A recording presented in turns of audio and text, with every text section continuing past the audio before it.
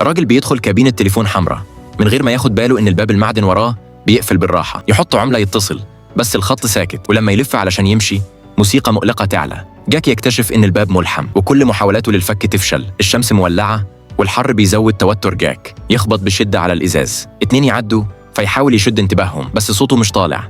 بالإشارات يفهموا ويحاولوا يفتحوا الباب لكن الإزاز ثابت. ومع الوقت الراجلين يمشوا، ناس أكتر تتجمع تتفرج، وطفل كام واحد يشدوا الباب. محدش مهتم بجد. راجل قوي يحاول يشيل المقبض وما يعرفش ويضحك عليه. بعده واحد يجري يخبط جسمه في الإزاز وبرضه يفشل ويمشي. يظهر مفتاح بس يكتشف إن الكابينة مقفولة بإحكام ومفيش مسمار يفتح منه. جاك يبدأ يفهم إن اللي حواليه عاملين مجتمع ساخر وغريب، نشالين، بياعين بلالين، والناس بتتفرج عليه كأنه محبوس في قفص. جاك يقع على الأرض. صفارة إسعاف تدي أمل. المطافئ توصل وتخطط تكسر الإزاز من فوق بس الخطر كبير. فجأة 4 رجالة يظهروا بيقولوا إنهم من شركة الكابينات وهياخدوا الكابينة للتصليح. جاك يخاف ومش فاهم. الجمهور يهتف فاكرينه اتنقز لكن جاك بيتاخد زي طرد.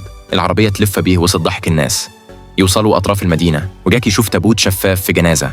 يحس إن وضعه شبهه. وبينما العربية ماشية في طريق فاضي يشوف عربيات تانية شايلة كبائن حمراء. يفهم فوراً إن في مخطط كبير. يصرخ ويشاور بس الناس فاكره بيحييهم.